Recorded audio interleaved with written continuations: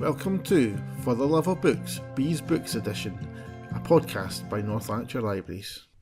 Hello, this is Pari and I'm back. Yay! And this is Jennie and I'm glad you are back. And welcome to Bees Books. Yay! Still got it. But I have to admit, before we go on to talking about the themes, I am having an out-of-body experience. Okay. Today, like not just at the Right now, podcast, just okay. we had I did my first book bug session this morning after 2 months that we were closed. a long time. Yeah, completely out of body experience, like which was, I mean, nobody noticed. I could have been a robot and they would have been like, yes, okay, let's sing away. It sounded lovely. You didn't seem as if you were in a... Well, that's what another coworker of mine Yes. said. So maybe like I just don't need to be here sometimes. Maybe I can just like be at home and send my body. Is it in a nicer place, your mind? Is it? No, Oh, right, it's like it's something to do with what I'm going to talk about. Oh. The theme, Okay. so the strange theme Yes. that I think B was sort of like considerate of my brain and it's not yourness. Because the theme was palate cleanser. Yes. Yeah, which sounds... I mean, it could be interpreted in many different ways. I had a very specific interpretation, but I would love to know your interpretation. So of it. my interpretation was, one of these you're going to like, is that I had been reading an awful lot of books about war and a lot of fantasy books. And one of the books was fantasy set in the war, which was great. So I wanted something completely different, and that to me is what a palate cleanser with books is. It's just something, you know, if you've read a lot of heavy books, sometimes you want something light or vice versa. So the first book I chose, I'm going to hide my second book so you can't see it, is A Fatal Crossing by Tom Hindle. That sounds worry.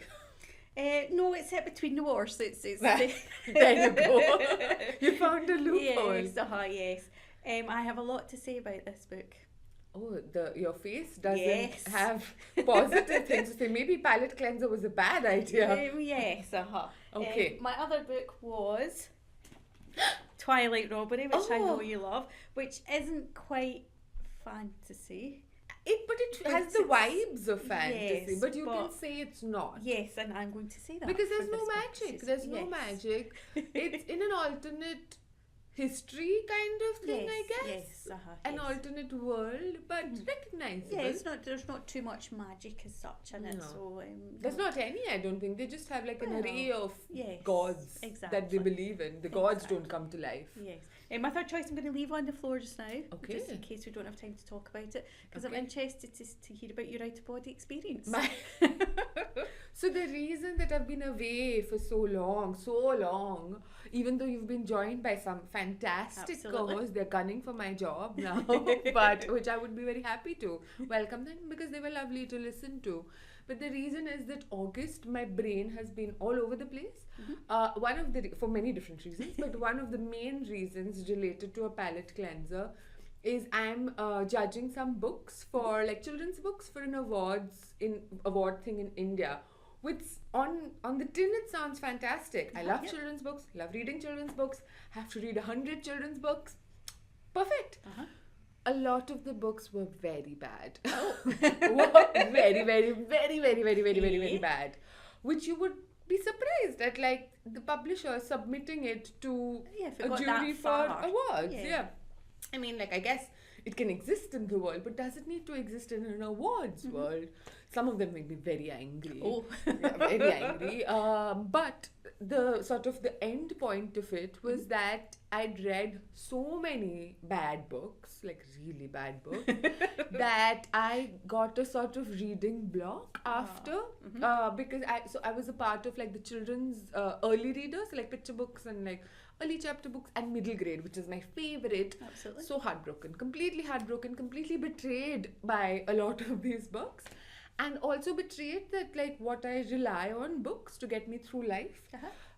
Couldn't read. No, not a thing. Like I kept trying to read stuff and it was just like not getting that. The thing that helped is a graphic novel, which really helped. I will talk about it, I guess, but it wasn't from North Lanarkshire Libraries. Oh, right, okay. It was from Glasgow Libraries. So if you have access to Glasgow Libraries, fantastic series. Lightfall is the name of the series, middle grade fantasy war graphic novel. And that, like, because you feel that sort of sense of accomplishment of like reading, but it only takes you an hour, and the art is gorgeous. Like, I really want to show you this book. I read the first 3. I thought it was a trilogy, but it's an ongoing series. It reminds me of like Pixar movies. I think the illustrator and writer was like a Pixar person, but just like gorgeous, set in this alternate fantasy world. Fantastic characters, like including a pig wizard. Excellent. That's what you want, right? In a wizard, a pig. Yes. Who has Alzheimer's, so maybe you don't want that. But anyway, that was one of my, like, I was like, okay, so children's books are not all bad, love. The other thing that really helped is going to an event with a favorite author.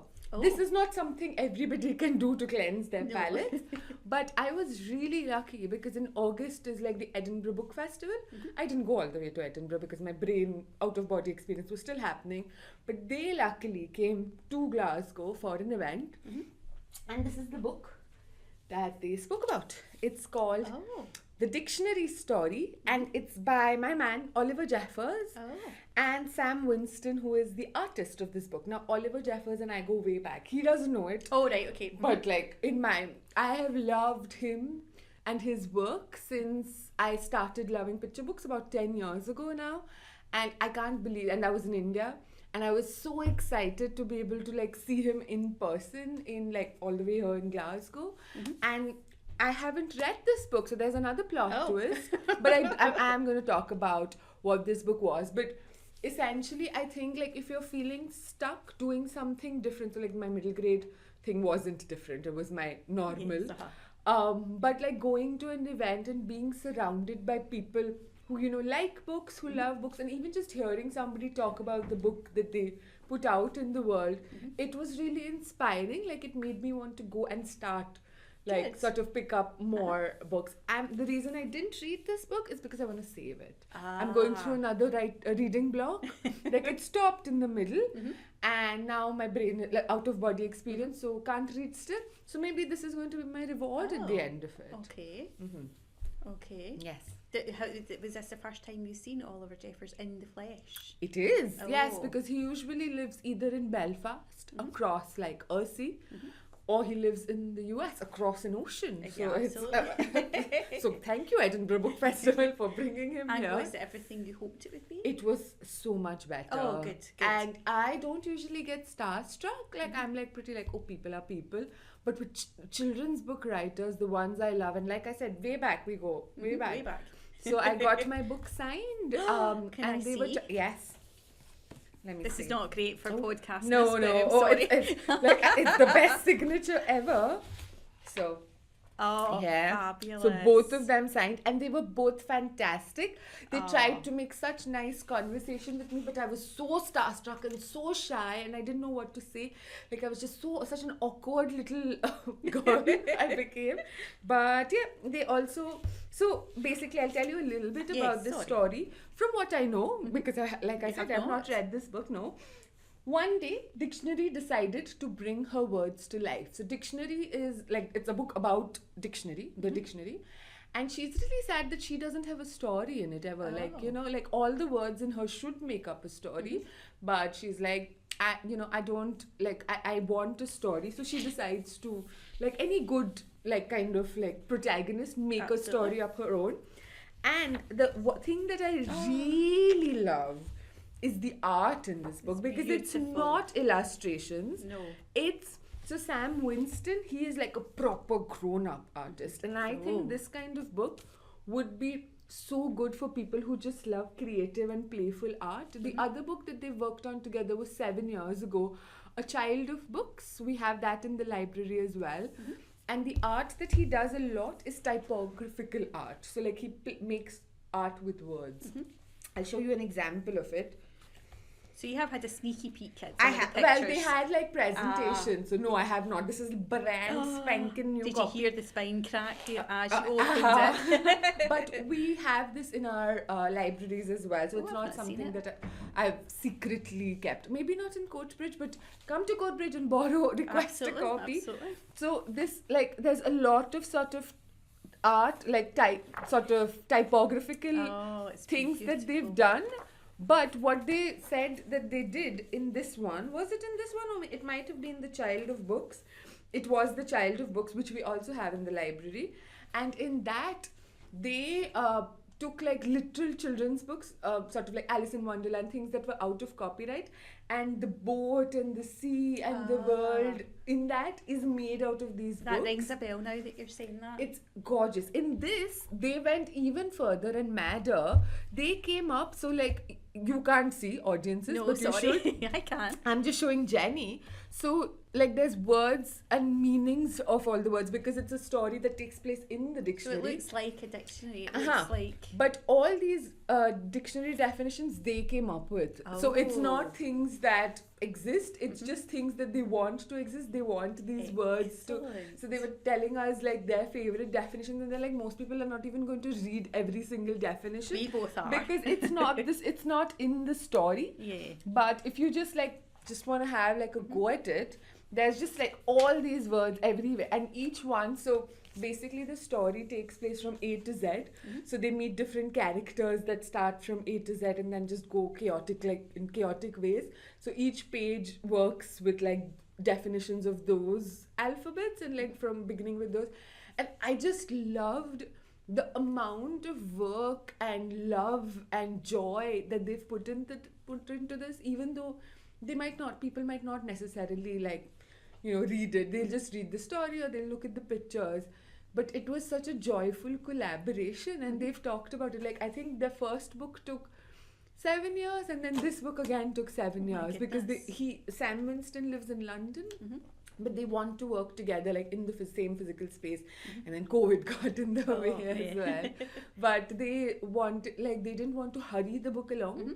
They didn't want to work on it like for the sake of working on it. They really wanted to come together and make something really nice. I think as a palate cleanser, Yes. this is like, I think this is what I'm gonna like save and look forward to savor. Exactly. Because I think it's a book that deserves savouring. It looks like what all good picture books usually are, is it's not just for kids. If you're the adult reading it, to your child, you're going to get something out of it. If you're just an adult who likes children, you're going to get something out of it. It looks beautiful. And the amount of thinking, because obviously Oliver Jeffers is more like traditional illustrations, and the way they've brought that and other art together, I think is just fantastic. It's a work of art. It is. Rather than just well, nothing's just a book. But you know what I mean? It's beautiful. I mean, I think picture books are usually also like really beautiful and works of art, but in this, because of the amount of thinking, like all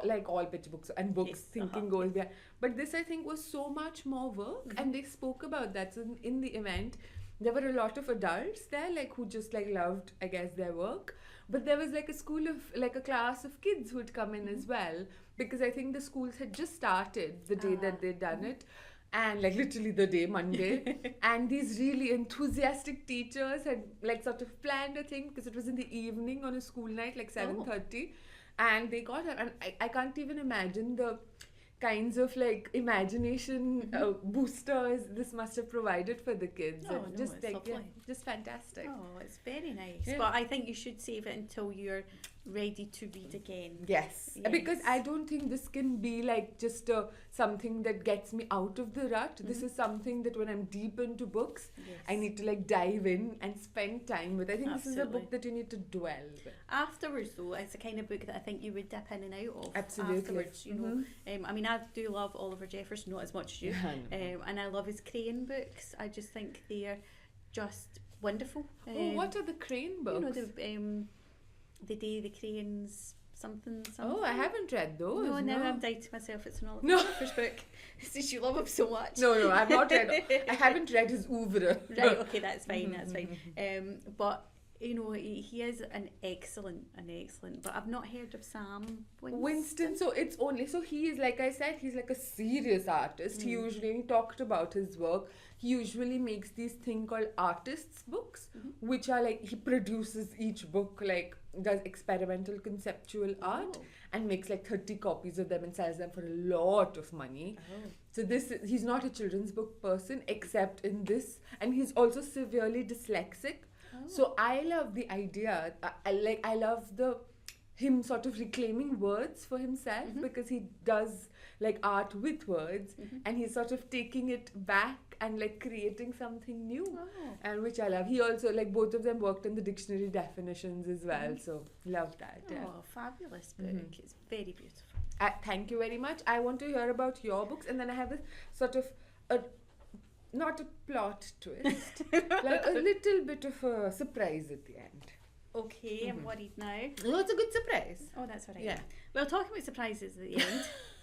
But not good ones. No. So, A Fatal Crossing, Tom Hindle, right up my street, golden age crime set between the wars. Thought I knew what was happening here, absolutely fine. Yeah. So it's set on a beautiful boat, which is very much kind of Titanic style to it. It's November 1924, and a body is found on the ship, and it's at the bottom of a staircase, and one of the ship's officers, who is called Timothy Birch, is kind of dragged in to find out if it's been a murder or just an accident. It goes exactly where I thought it would go. It was very good, so I'm not saying that, it was predictable. Yeah, all this sounds yes. like... but your face doesn't match your words, for those who can't see the face. So there's a policeman on board, and he kind of sticks his oar in, wants to investigate. Sticks his oar in. And, they kind of like uncover, it's all about, the boat is on its way to New York and a lot of the passengers on board are going to this big art fair. It's a global thing, happens in New York. Some of them are taking pictures with them, some of them are taking, their own work or something, whatever. So there's all that going on in the background. It's beautifully set, so you very much feel that you feel as if you can tell the difference between the first class and third class. It's very much, if you've seen the film Titanic, that's what I was thinking. It's very much very opulent in the first class, and then in third class it's very much like cram them all in kind of a thing. I'm waiting for the other shoe to drop. I'm sitting on the edge of my seat like, what is it? And Timothy himself is quite a good character, and he's an officer, so he kind of get the officers' quarters are not quite third class, but they're not quite second class. They're kind of in between. The captain of the ship wants all this tidied up really quick because this is his last voyage. Basically, as soon as he gets off this at New York, he's going to light a cigar. He's got it all ready for him, and he's going to retire. Oh, I worry for his chances of survival at the end of this. No, he goes off and he's fine. Okay. Yes. Okay. He's just kind of like a bit grumpy in the background. Basically, sort this out. I don't want to have anything to do with it. Right. You realise, obviously, they're in the middle of the ocean. It's not like it is now, where there's, lots of, you can still communicate and things. They're very much kind of on their own until they get to New York. So there's no background checks on people and all this kind of stuff. I am loving the sound of this. I don't understand. You're selling something that you disliked very well. And I'm going to keep selling it right up until the point when I don't. Oh, right. And it's really well written. And as I say, right up my street, golden age crime, good characters, a couple of twists in it. You think you kind of know who's done it and why, and then something else happens. There's a lovely bit where they're down in the hold and everybody's bought, and in my head this is a kind of the big warehouse in Indiana Jones where they keep all the stuff, so there's a big hold and it's got like cars in it and all that kind of a stuff, and there's a chase in there, and it's all really exciting and good, and then it isn't. It's quite a dramatic sound effect. Love it. Sorry if that's jiggled anything, but there's a twist right at the end, and it doesn't make sense to me. It just, like, I've read a book similar to this, where there is a big twist, with one of the main characters. I'm not going to give too much. I might give everything away, and it works because you could see things, but you didn't realise that's what it was until there was nothing in this to prepare you for this. Nothing at all Mr. Hindle. Or if there was, I've missed it, just to give benefit of the doubt. But it's just a complete turnaround. And I obviously did not enjoy it. I didn't think it helped the story in any way, shape or form. And because that decision was made, I'm trying not to give too much away, something else happened which didn't make sense either. So everything was tied up in a nice bow, everything was sorted, everybody who needed to be kept in their cabin for time being till they got to New York, that had all happened. And then no, something happened and it didn't make sense. And throughout the whole story, there is the main character, you find out his daughter has disappeared, and he's kind of slightly estranged from his wife because she blames him because he was away on a voyage when it happened. But you don't really learn what happened, so you don't know how she, and again, if I've missed something, I apologise, but you don't really see... Don't apologise to Tom. He can deal with it. I am going to state that I am going to read one of his other books. I've not been put off completely. Maybe you should be. Yeah, well, I shall tell you when I read the second book. But again, it's not part of a series, so it's as if we're never going to find out what happens to his daughter. And we're not going to find out. So he was in the war and he was rescued by an American soldier, and he's going to meet him when they get to New York. But there's no, although Tom tidied up everything about the actual murder and everything, there was a lot of loose ends left over from this very strange decision to do something near the end. So yes, I could rant all day after having sung its praises up until... No, but you know what? It's like my betrayal with children's books.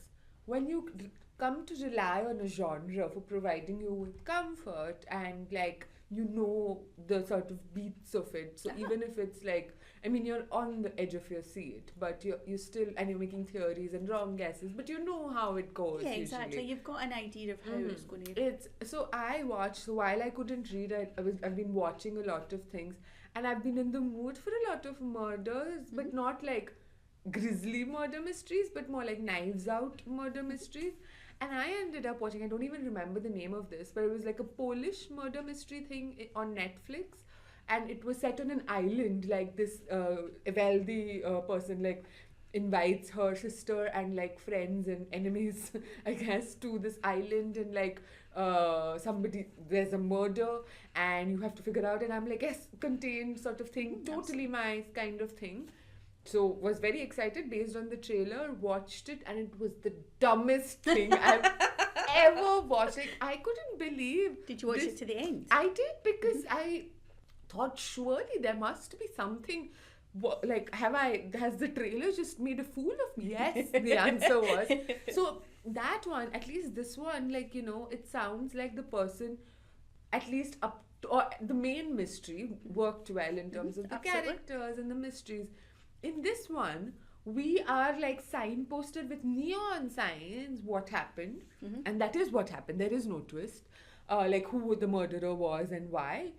And you know, in like a regular murder mystery, like in any kind of thing, not just like the Golden Age stuff, like any good murder mystery, you're given like clues, like including red herrings and stuff, but like there's a lot of different theories that you can build on it, and so the reader or the movie maker is inviting you to be a part of the story by like and you might be completely wrong, but that's fine. That's fine. The fun of it, right? Exactly. In this one, in the end, the detective, who's a podcaster, a much worse one than us, I guess, but she just like reveals everything based on information that was nowhere in the movie. Like, we didn't get this information. She noticed all these things in the background and she just like reveals it like a magician, and I just wanted to punch her in the face. Completely against violence, but like I was like, this is, who made this? This is like somebody who doesn't know mysteries, who doesn't know murder mysteries, and is just wasting my time. Just waste. To top it all, her name was Agatha. Oh no, it wasn't Polish, it was Brazilian, so it was Spanish, yeah. Oh. Yeah, just furious. I was so Oh. furious. And I was like Googling like reviews when I hate a book. I love to read reviews of people who also hated the book. So some idiots liked this movie. But like the ones that didn't, I was like, yes, what is this nonsense? So To be fair, we're all different and we all like different things, but you're right. no. No. No. It's like this, up until a point, Mhm. it was exactly what you wanted. There was all the kind of clues in the background, you know, there was things that they kind of seen, but it wasn't made a big deal of, but you were with the character when they seen it, so you kind of knew. All that was in here, and it was as if at some point, Tom left the manuscript about, and somebody else came in and went, oh, this is what we'll do for the last 3 chapters. We'll just completely do something strange. And he's maybe not noticed. And the editors have just went, that works, that's fine. Yeah. It's that kind of So are thing. you sure it's not a series? No, or so going it to all be? seems to be standalone books. Okay. Again, I will do more investigating because I was quite angry at the time. I can imagine. I can understand. Hence my yeah. banging of the desk. Yeah. But to be fair, it was really good up until that point. Yeah. And as I say, it might just be that I've missed something, or but I don't think I have. You've actually sold, even through your anger and rage Yes. and fist Yes. banging, you've sold it to me quite well. And I'm not going to ask you for spoilers after we finish recording. Sometimes, sort of a behind the scenes thing to our listeners, we do discuss books that either of us is never going to read because it's not our kind of thing. But this one, I would absolutely love to listen to because it sounds so much better than the nonsense that I watched. Well, I would say if you're going to read it, read up to 421 and then don't read the rest. Okay. My other book I will talk about briefly Yes. is Twilight Robbery. As we know, Heart. you love Frances Hardinge. Are we saying Hardinge? Hardinge? Sure. Frances. Frances. And you had recommended the first one, Mhm. which I absolutely loved. So after having read Tom and been quite angry, Furious. I felt as if my palate hadn't been cleansed. Or it had been cleansed with like vinegar. Yes, or exactly. Not in a nice way. So I thought I would read this. So as I say, I was reading a lot of kind of fantasy books and war books. So yes, this you would class this vaguely fantasy, but it's not. Alternate world, I would Yes, say. yes. And it just carries on from the first one, which I've forgotten, Pari. remind Fly me. by Night. Fly by Night. The goose is in it, which is the best character that there is ever. And To remind listeners, it's a murderous goose yes, that everyone is really scared of Yes, with good it's- reason. yes, it definitely has a mind of its own. And our main character, Mosca, and her companion, Eponymous. Yes. We've suddenly, it seems a wee bit after the last one, they've kind of had to leave town basically and they're going somewhere else. And I absolutely loved it. It's different than the first one, which works because it's the same characters doing the same things, but the rest of it's, there's. The setting is completely Yes, different. That's what I yes. remember. And I loved it. So they go to this place which is called Tall. Basically, it's a city on a kind of tall bridge. But it's tall by night and tall by day. And I loved this concept. So the idea is during the day, it's kind of a nice place. And at night, it changes. And basically, the front of buildings fold down. And depending on your name, so depending on whether you have a night name or a day name, shall we say, is where you're sent. So if you go there and your name is, you just say, no matter what kind of person you are, you could be the loveliest person ever, but if you've got one of the names that they think of as being bad, you go to night, and if you've got one, you go to day. Now, as we know, nobody's defined by their name. So there's a lot of people who are living in night. They can only come out at night. The rest of the time they're kind of shut between walls and things, who are just normal everyday people. It's just they have been born at the wrong time, because in this world everybody gets named by sort of they're not called saints, are they? They kind of like the gods. Yes. Yeah. So literally each hour or time of day has a different god. So it could be the matter of a minute. Yes. And if you're born on the other side of the minute, you could have a lovely name, or you can have a name like a fly, Yes, which is Mosca. Mosca. And in the first book, you kind of know that there's different things, but in this one, they kind of make more of it. So poor Mosca gets there with eponymous, and she's allowed, I think it's a 2-day pass, because they're supposed to be just passing through, but you have to pay to get out again. So they're given a 2-day pass, and after that, if they have to stay, they go where they're going. And because she's got a night name, she'd have to go and live in the night. But I loved the concept that these buildings, which during the day just looks like normal buildings, actually at night or at like crossover time, there's a group of people that come around and like unclip things and things fall down. And it reminds me of like when you see these films of like when markets are set up and they're all set up, and then a train drives through, or suddenly the police are coming and it all has to get taken away again. It's like that. And it's very, very clever. And of course there's a mystery, and there's stuff going on, and Mosca has to go and do things at night, and really there should be no crossover, but there is. And the kind of baddies from the first one make an appearance, and it's just, for it being not a huge book, there's so much in it, but you're not left wanting. There's no moment where you do with Tom Hindle then you go, oh for goodness sake, what happened there? It's just wonderful. And if she wrote another 5 of these books, I'd be more than happy. It's heartbreaking that this is the second and final seems to be installment in the Mosca My Adventures, because I love this world. I love how her brain works. This was one of the books that I tried starting to read during my reader's block, and I couldn't, and it was like with this, that it, even though I was rereading it, the only thing I remember about it was I didn't remember the name of the place, but by day by night, and it was on a bridge. That's what I remembered, and I remember loving it. So I was like, of course, my solid companion Frances, who also we go way back. Yeah, absolutely. Yeah. So she would not let me down. But I feel like I wasn't giving it enough attention and respect, because my brain, like, out of body. So this is again something that I've kept in my, to like read when I can. Like, I think it's definitely a pair of books that you want to spend your time with, because you do feel as if you're immersed in that world, and it, as you say, it's a fantastic world. A lot of it is very familiar. A lot of it, if you read Terry Pratchett, there's kind of elements of guilds and things like that, but there's enough of it that's just different that makes you want to find out more. And this whole idea of these different gods, or I think they're called Goodman and Goodwin. That if you are born at the wrong time, that can cause and define you. And everybody's is defined by the name, and there's a point in it when they say basically nobody ever lies about their name, which is a shame for eponymous, because eponymous client is known quite a lot of places for not being the best of honest of people, wanted posters and any back in the day here, for example, if we had highway posters up, a lot of them kept their name because it was more the image of that, but if they were doing something sneaky, they would change their name, whereas in this, they wouldn't even think of doing that. That would be like, completely different. So he has to say his name, and she has to say her name when asked, because that's their name and they can't change that. And I thought that was a nice kind of addition to it, that for all that eponymous is not as honest as he should be, he has to keep his own name, kind of thing.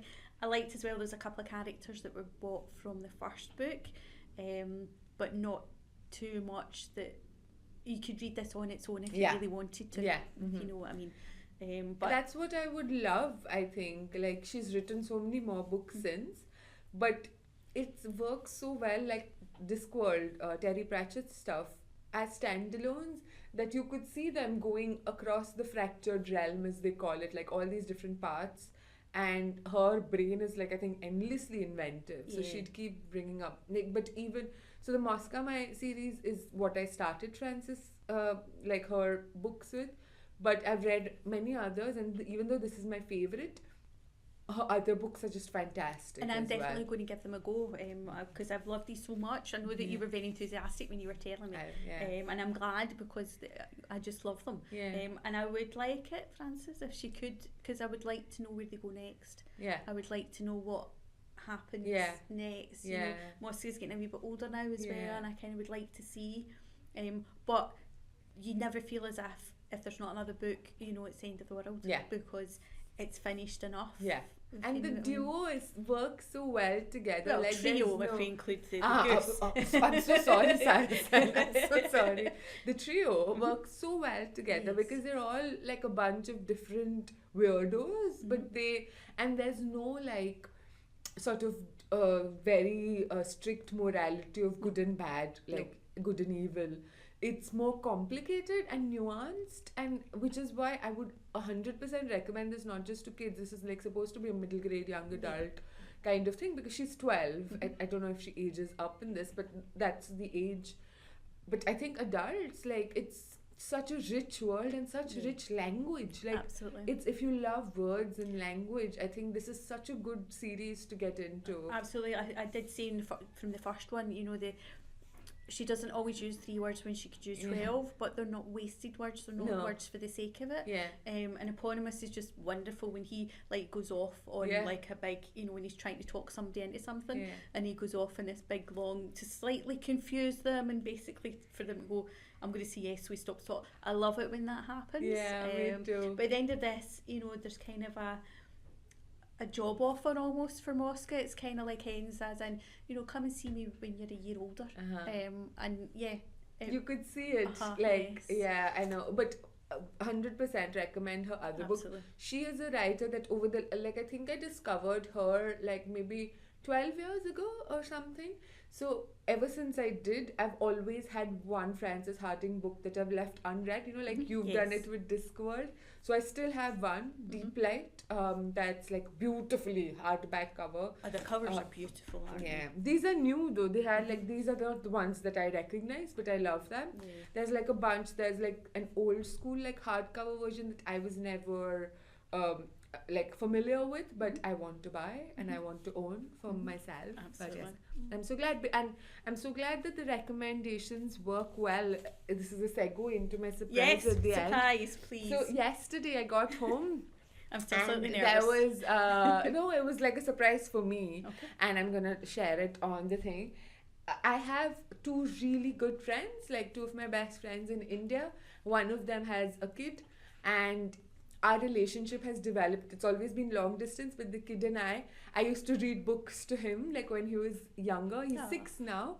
We used to do video calls and I would read and he would sit and listen, like including our friend John Classen's books, like the Triangle and things. I used to read to him and he used to love it.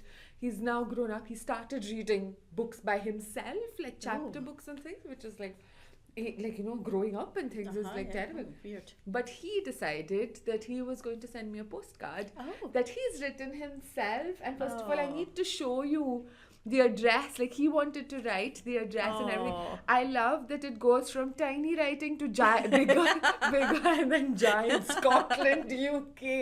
And it does. You can just absolutely tell that. Like like I got pictures. So I think about a couple of weeks ago, my friend sent me pictures and I'm like, I can't handle how cute this is. But the thing that he wanted to write me about was a book recommendation that he was reading and really loving. So I'm going to read out his postcard to you. This is from 6-year-old Pip. This is what we call him. That's not his name, but 2 of the 3 of us only refer to him as Pip, and that's his name now.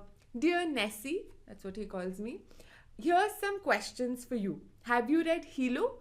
If so, what's your favorite character in it? He's just like barreled on.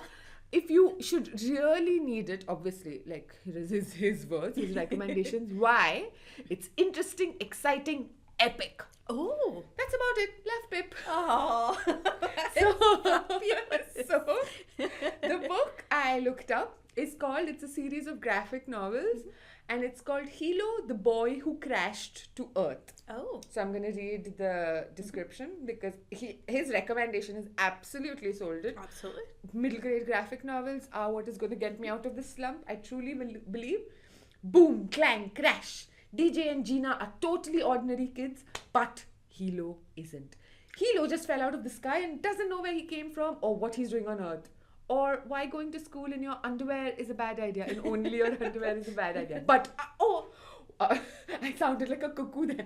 But, what if Hilo wasn't the only thing to fall on our planet? Can the trio unlock the secrets of Hilo's past? Can Hilo survive a day at school? Find out in Hilo.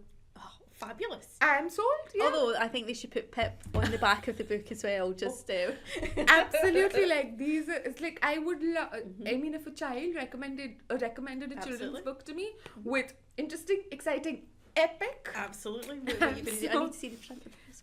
Oh yes, it's from the front of the postcard is from a picture book in India, like an Indian publisher. It's lovely. Yeah. But yeah, Pip. That's Oh, definitely. actually, I just saw I was like completely ignoring what you were saying there. This is actually a book written by one of the friends, so his aunt and my I guess friend-in-law or whatever, however it works. So it's even more exciting, which I just noticed. So Fabulous. this is all, so it's all making me want to read again. Well, maybe this will bring you out of your stuff. Maybe, yes. That's great. But now I think we have a little bit of time. We've quite extended, but it's a reunion. Yeah, reunion exactly, thing. yes. So I would love to hear about the secreted book away from the floor. So, on a recent podcast, I spoke about Guinevere Clogman's Scarlet, which was the kind of myth about the Scarlet Pimpernel. I think you called her the wrong name. Oh, have I? Mm-hmm. Okay, what did I say? Guinevere. Oh, Genevieve. Like, Genevieve, yes, sorry. Upside down, back to front. Genevieve. Mm-hmm. And Yes, set, the Scarlet Pimpernel. Yes, yes, but there was vampires. Yeah, So this is not a palate cleanser at all. No. But I read this after these, just to... it is fantasy and war. Yes, exactly, yes, but just not the world wars as such. And, Just the French liberation. Oh, yeah.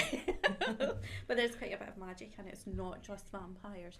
So apparently it's going to be a trilogy, which I'm very excited about, and this is the second one.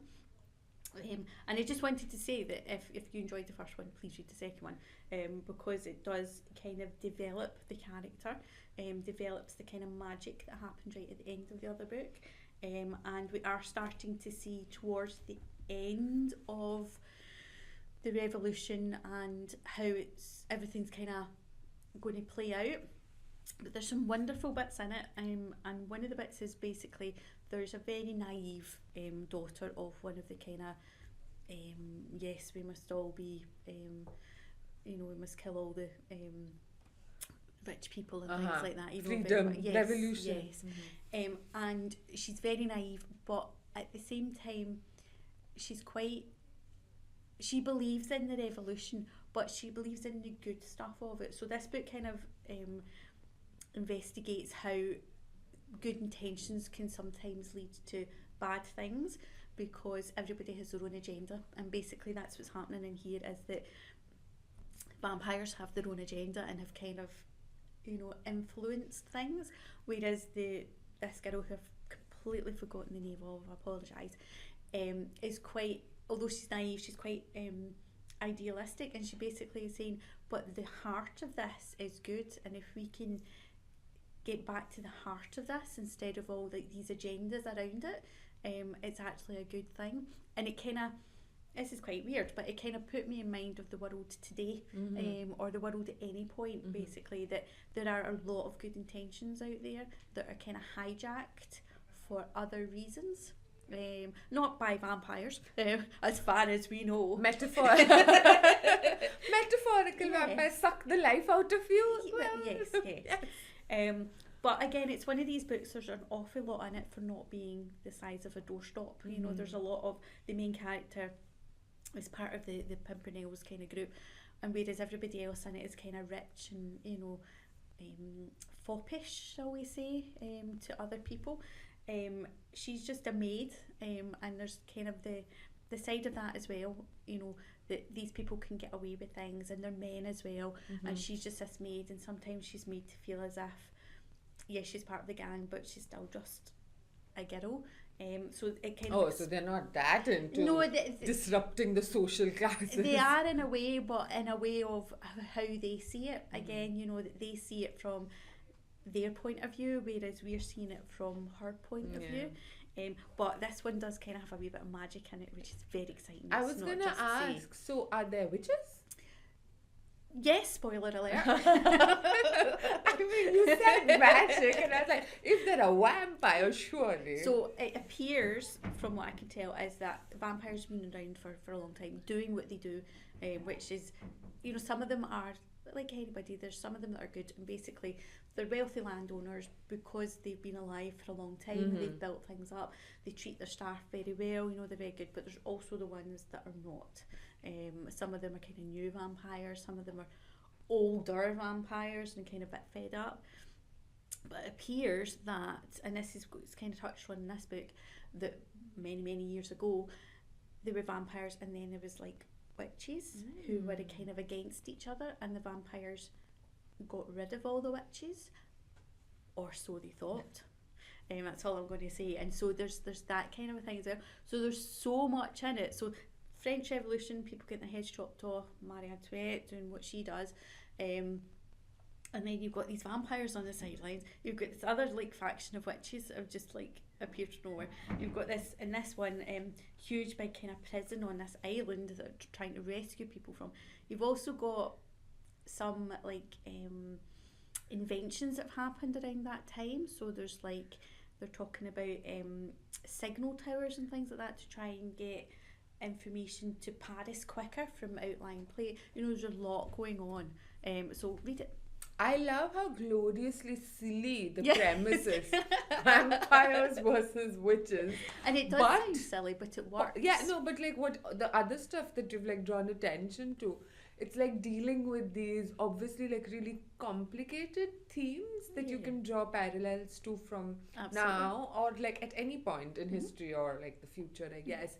But I love that it is like yes, vampires but it's good because it's something historical but changed slightly. Yeah, I love it. I love that. Cool. That's a bit like Francis's first name basis, of course. Yes.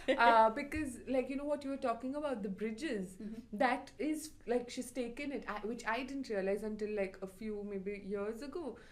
From like bridge settlements in the UK, in England, I think London Bridge at one point was very and much. there were others. Like there's still one somewhere in England where there's still like markets and houses and things. So like the things that she's described, which is why I don't like totally say fantasy in her case, because she just like kind of takes history and goes wild with it a little bit and ignores like actual history, but takes bits that she could do more with, and like she does wonderful things with absolutely.